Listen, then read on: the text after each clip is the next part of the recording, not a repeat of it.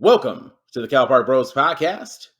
I'm your host, Terrence, and with me is my co-host, Jason, calling in from the Batcave in Indianapolis.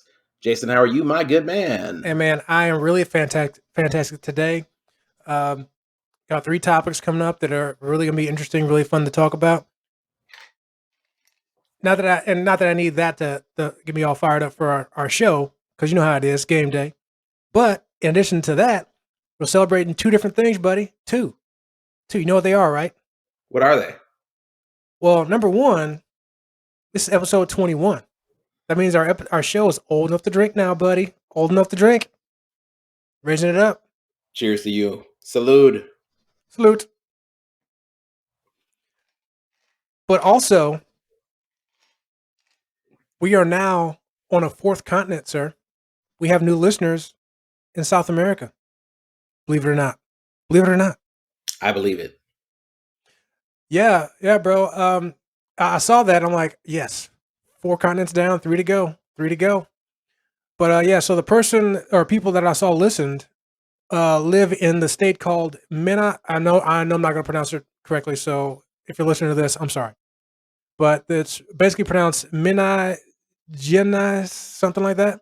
Well, basically, if you're Google mapping it or whatever, it's the state in which the town of UBA is in, and there you go. So for you people listening there, welcome aboard this train called Cal Park Bros. Hopefully, you're now officially part of the 2 Cal Park Bros fan bases, Cal Park CPB nerds and CPB stalkers. So, welcome to you, and just like you, we'll say to you as well, make sure you like us, love us, share us, and follow us. But here's a heads up. You're going to hear that little line again. I bet you. I love that you gave inside baseball to people who haven't even been through the show yet. That's great. Hey, man, got to break them in sometime. Awesome. Thank you for listening. This is episode 21. As my co-host with the mo-host has mentioned, this podcast is street legal, baby. We ready to hit the bar scene. For the uninitiated, Cal Park Bros is a weekly podcast for fans of culture, sports, entertainment, and life. And as always, we are your hosts, Terrence and Jason. And every single Thursday, we release a brand new episode where we discuss the current events of the day, sports, and the athletes we love. And even an athlete or two that we really loathe. Folks, no matter the topic, you can expect a brutally honest and fun exchange of snark while learning through the lens of our 30 years of friendship that originated in Calumet Park, Illinois. And for everybody listening, this is the important part. For more Cal Park Bros content, connect with us on Facebook, Instagram, Twitter, and YouTube under the handle Cal Park Bros or Cal Park Bros Podcast. More behind the scenes of the Cal Park Bros show and to engage with us every single day. But also, the Cal Park Bros Podcast is available to listen and subscribe for free wherever you listen to podcasts. Like us, love us, share us, follow us. And if you like us, hell, why wouldn't you? For you new listeners, I told you, you're going to hear that again. And guess what? You just might hear it one more time too, so pay attention. Yup. Let's get this show on the road. Jason, we have been working really, really hard the last 4 months or so. The show's doing well. We're at our 21st episode. First off, hats off to you, my man. You've made it a great labor of love, I got to be honest, because it's a lot of work to actually put together a show, put together multiple streams of content. And I just want to say I appreciate you, fam, because with, the world still all kind of COVID-y, you and I haven't had a chance to be in the same space yet. But the fact that we have committed to one another and committed to this venture means a lot, because obviously the world feels that this is worth a damn and is still tuning in every week. So props to you. Speaking of being a labor of love, how was your Labor Day weekend, my man? It was actually pretty good. I had a few plans that didn't quite pan out for one reason or another, but you know what? I actually very much appreciate it, as I usually do, just the fact that able to do nothing. Kind of do what you want to do, no work. You can chill out in the house or the backyard. In this case, this weekend, You can go for a joyride that you hadn't done in a while. Just reminding yourself of the town you live in and seeing what else is out there. So definitely had a good weekend. Can't complain. How about you? Right on. Yeah, man. I just hung out with the fam. Um, Definitely enjoying the new neighborhood. People are starting to branch out a little bit and feel a little more sociable. I've actually introduced myself to a neighbor or two. Um, for people that moved in November, it's been kind of fun to finally get out and meet some of our neighbors. So it's been a good time. And just for the neighbors that we've been hanging out with, it's been a pretty great time. Just being sociable and engaging in our community. So, which we're going to need to continue to do because the school year just started. My oldest actually just started a job at McDonald's, so she about to learn out about that FICA real quick, like Jennifer Aniston did in Friends. You know what I'm Taxes. saying? Taxes. What are these taxes? Yeah. FICA. I don't know. FICA. Give my money back. Yep. So I thought it was really important since we just finished up the Labor Day weekend. For segment one, we're going to be talking about the history of Labor Day. Um, and I'm referencing an article for Labor Day um, on history.com. A lot of people just I really like Labor Day because it doesn't have a lot of the politics of Memorial Day weekend. Or the 4th of July, or people literally try and make you fucking feel bad for enjoying a slab of ribs or some shit like that because it's like it's not National Barbecue Day. You know, like don't put your emotional baggage on me. Like people can do two things: they can celebrate people or remember people, and also enjoy their lives currently. Labor Day seems to have not a lot of the same political baggage that comes with it, and that's why I enjoy it as much. I enjoy it very much because it talks about celebrating the worker. And in a year in which we've been talking about all these hiring issues and actually retention for a lot of companies, I think it's really important to talk about Labor Day right now. So, in the late 1800s, according to history.com, at the height of the Industrial Revolution in the United States, the average American worked 12-hour days and 7-day weeks in order to eke out a basic living. Despite restrictions in some states, children as young as 5 or 6 toiled in mills, factories, and mines across the country, earning a fraction of their adult counterparts' wages. Shout out to child labor laws. People of all ages, especially the poor and recent immigrants, often face extremely safe working conditions with insufficient access to fresh air, sanitary facilities, and breaks. Now, a lot of that changed because of what we know today as labor unions. Um, and they began organizing strikes and rallies to protest poor conditions and compel uh, or force employers to renegotiate hours and pay.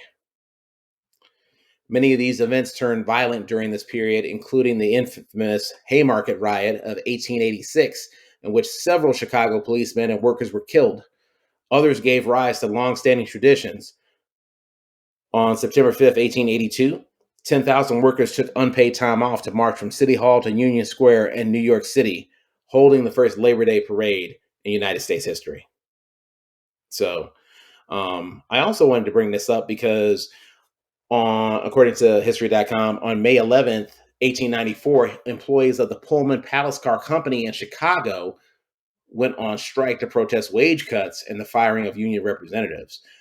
This is really important and relevant because they literally just opened up like a Pullman, like museum, like actual like presence, like a brick and mortar situation in Chicago and the Pullman neighborhood. So I really wanted to check that out because I'm like, wow, we're talking about some of the founders of the labor rights movement right here in our home state. So I bring up all that to think about. Okay, I thought it was really important to talk about why a good chunk of us actually had Labor Day off. And I also thought it was really important to talk about, especially in the era of COVID and people trying to make you feel bad for actually wanting and needing more to provide for your family, the importance of having labor unions in our modern American society. So, Jason, I wanted to reach out to you and really say, okay, from your perspective, growing up, where do you view the importance of having labor unions on your side of town? Well, I don't know if I can, from a first person perspective, really speak on the importance or value of labor unions. I'm thinking back to all the jobs I've had in my life, which I've had a lot. I can only think of one that actually had a union in which I was actually involved in. And I have to admit, in the time I was there, which wasn't very long in the grand scheme of things, only a year, I didn't really see the value that the union brought. And I think when we talked about this yesterday, I still personally didn't see the value of it. But when we had this conversation, we had a third party who was privy to that conversation, and they brought up, how the union helps them behind the scenes that go more into it beyond just salary. And that person mentioned things like, uh, other things, the aspects of compensation, like sick time, personal time, or stuff that's not related to, compensation, more like insurance in a way, educational value, like when it comes to payback for getting more education. This was a teacher we're talking about, so they also brought up, class sizes, allowable class sizes, even, you know, something brought in the fact that allows teachers to leave at a certain time and not go over that, if they don't have to or don't want to. Um, so it's a small little things, maternity leave also as well, stuff like that. And I wouldn't think that that's something that has to be negotiated, maternity leave, because like I said, every other obviously I'm not getting pregnant, obviously, so maternity leave doesn't really apply to me. But I would always think that's something that's pretty much allotted to you whenever you get hired. They might have a set certain amount, but I never thought of anybody sitting in a room negotiating with somebody else to get a certain amount of maternity leave. I thought it was just something the employer gave it to you. Well, So it's funny you that's your perspective because I feel like that's a lot of people's perspective that they mhm. think that, oh, the stuff that is provided and the average job in America, that people think that, oh, that's just the default and that's where we've been. And Jason, I don't blame that. That's where you landed because that's a lot of people's perception about working in America. They don't have a lot of awareness about, okay, most, how I know labor unions are important? The cops have one. Okay. Well, truth be told, in the role I mentioned that I was actually in a union was as a corrections officer for the city that I lived in. So I wasn't a police officer, but it was the same union. So I definitely, yeah, good point. Yeah. Yeah. I think a lot of things that our society probably has taken for granted, um, in terms of work life balance. And listen, we're still fighting that fight today. So to me, it's very important to know the lineage, and that's why I bring up the monument, the Pullman Monument, that I believe just literally was just christened earlier this week, but also some of the labor um, conflicts in America. You know, there's a reason that Amazon is fighting that because they know um, that there's a long history of that, and Amazon has a lot of its financial profitability to thank for the fact that they haven't ever had to face a union. So, um, for whatever your opinion is on people like police, teachers, you name it, like chances are those union representatives are there for with good reason because they want to make sure that the needs of their constituents are met. So, you know, it's definitely an education and it's an ongoing thing. So, I implore listeners and watchers of the show to read up as much as they can because chances are labor is affecting your neck of the woods far more than you think it does. So, you mentioned the idea behind union dues and teachers and in a year and a half where frankly teachers have probably had to face such undaunting challenges. Um, I mean, imagine having to go toe to toe with your local school district about, hey, you should probably be paying me more money. And oh, by the way, I'm facing a once in a lifetime pandemic. Um, it's definitely something worth um, looking into and understanding, especially for me, the concept of compensation and compensation just not being about the money. The money absolutely matters, but it is simply part of the compensation package.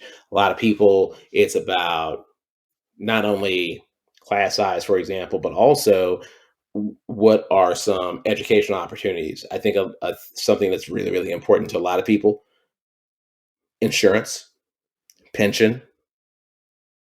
A lot of people in America don't even have a pension anymore. Or So insurance. that, oh, that too, you know, everybody talks about how expensive insurance is. Okay, well, imagine if you didn't have an insurance and how much you'd have to be paying then. It's also a weird thing that we tie your insurability or your well-being to whether or not you have a job or not. So just food for thought. What are some other labor conflicts? I know you mentioned your history in correctional, Mr. Ricky Ross here, but what are some other labor conflicts that you were aware of before we took this topic on? You mean like in my personal experience, like Oh firsthand, God, or just no. I'm other? just curious if you just read up on it. No judgment. Well, I mean, and I hate to be the narrow-minded individual when it comes to this, but the okay, shaking your head like that's just a total impossibility for us to be narrow-minded here on the Cal Park Bros, I which is mean, I'm just good. saying that you just haven't perhaps had the exposure to these things because you've been in a place where you haven't had to worry about them. That's Terrence, I'm all. joking. Terrence, I'm joking with you. Good. Come on, loosen up a little bit. It's episode 21, man. Come on. No, but so now, of course, you and I both can harken back to the years. Yes, I said harken. Hashtag Harken. Jason. Hashtag harken. Hashtag Jasonism.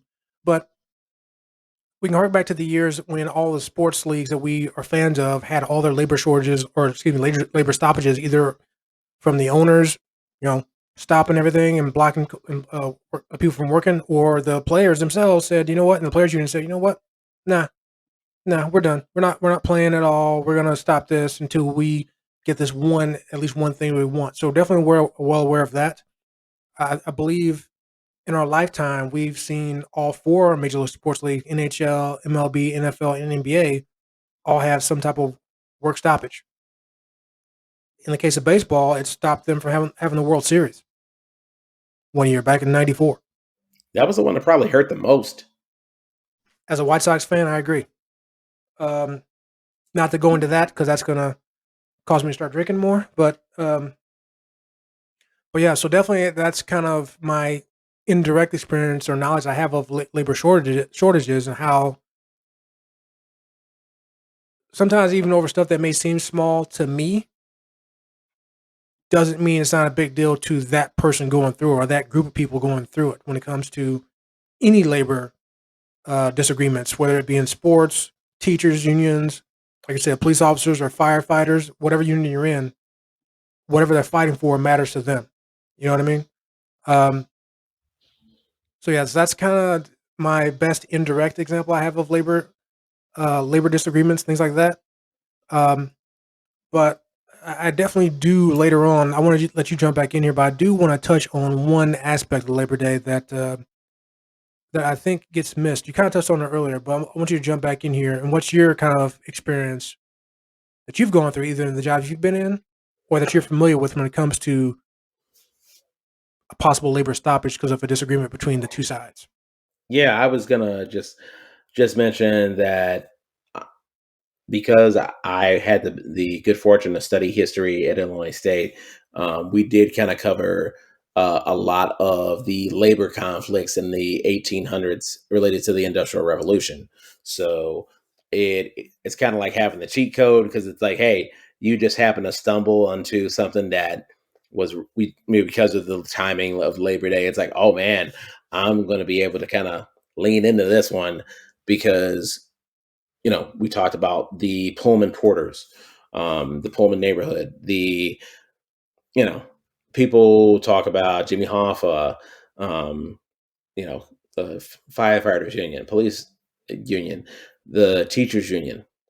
I mean, the reason that a lot of people were actually able to make it into the middle class is because of a strong union presence.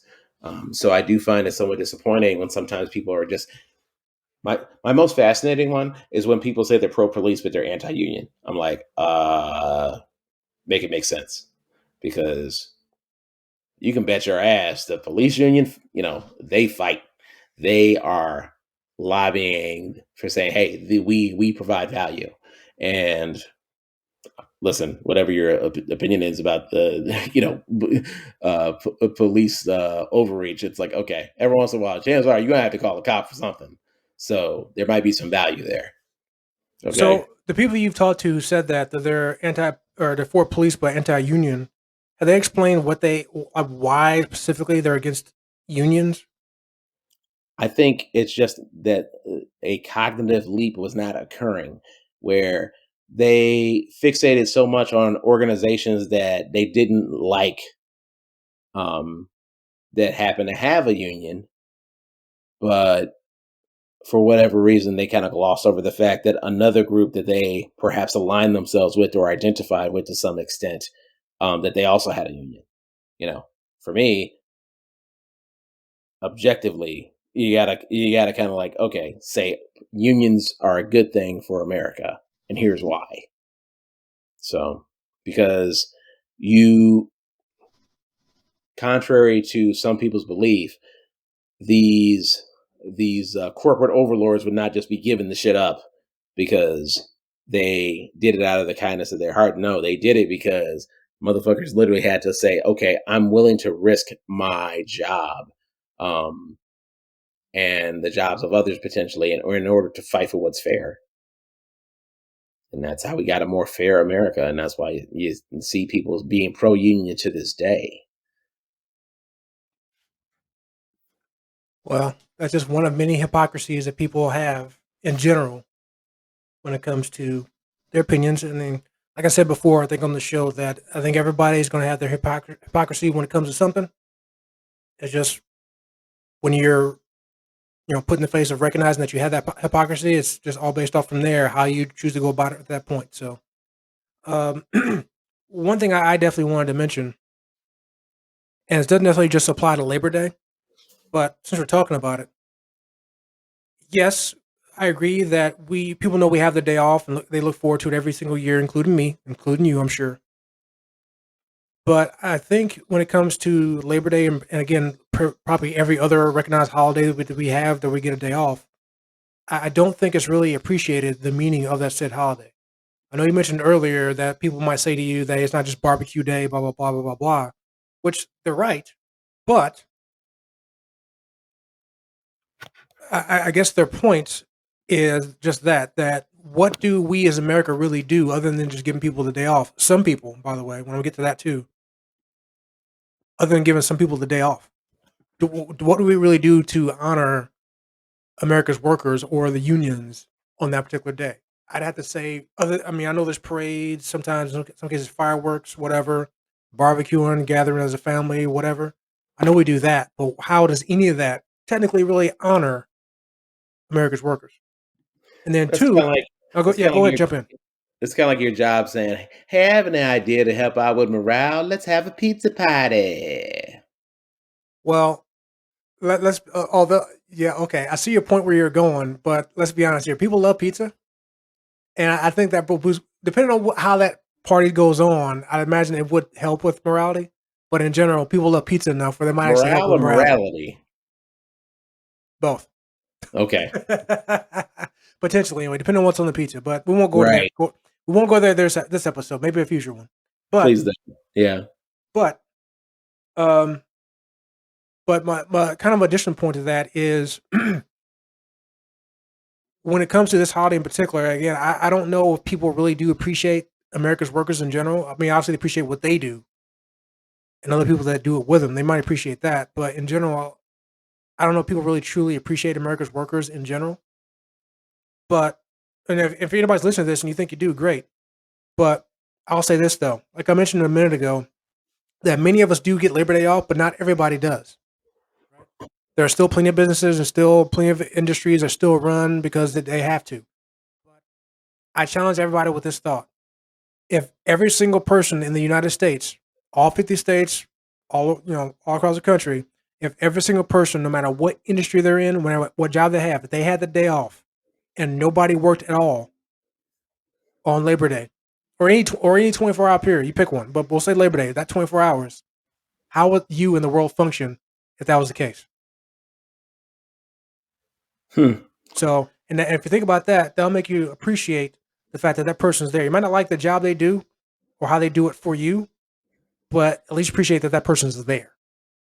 Some of these folks do. I find, and my thing is, listen, I don't need the entire existence of the world to literally not work for a day. I need folks to actually just be more cordial when people are actually at work. That's what I need. That's what I desire. And I feel like giving everybody the day off. I mean, you saw how people reacted um they when they they had Juneteenth be a holiday. That didn't make people more into Juneteenth. That just made motherfuckers pissed off they couldn't go to the DMV that day. Well, exactly. Well, that's kind of to my point then. That's really kind of my point. Not that they're going to the DMV on Labor Day anyway, but you get my point though. If everything was closed on that day, how would that affect you? How would that affect your industry? How would that affect your family? How would that affect the whole country? If that one particular job that's usually open on Labor Day isn't.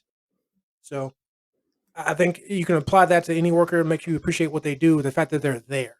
Whether that's firefighter, police officer, teacher, lawyer, judge, the the convenience store clerk around the corner, the customer service agent on the phone. You know, just saying, if that The person drug wasn't, dealer on the corner. well, every legal organized paid profession. But if that person wasn't there and no one else who worked, you know, was working that day, how would that affect the whole country or world in some cases? So just think True about that. that. It makes you appreciate that person that you're dealing with when it comes to them doing their job. At least they're there. Because, and I'll even at this point then, how many jobs have you been in to where you were supposed to work with somebody, that person didn't show up, and it made your job that day that hard, right? So, again, the importance of that person being there and showing up. So appreciate the person, the fact that they're there, trying to help you do what you do to make your life go. So, Here, here. All right, Jason, thank you for your thoughts on this awesome discussion on the history of Labor Day. That concludes segment one. Coming up next, we're going to be talking about a funny thing that happened in sports regarding a fake team, high school team named Bishop Sycamore. Coming up next on Cal Park Bros.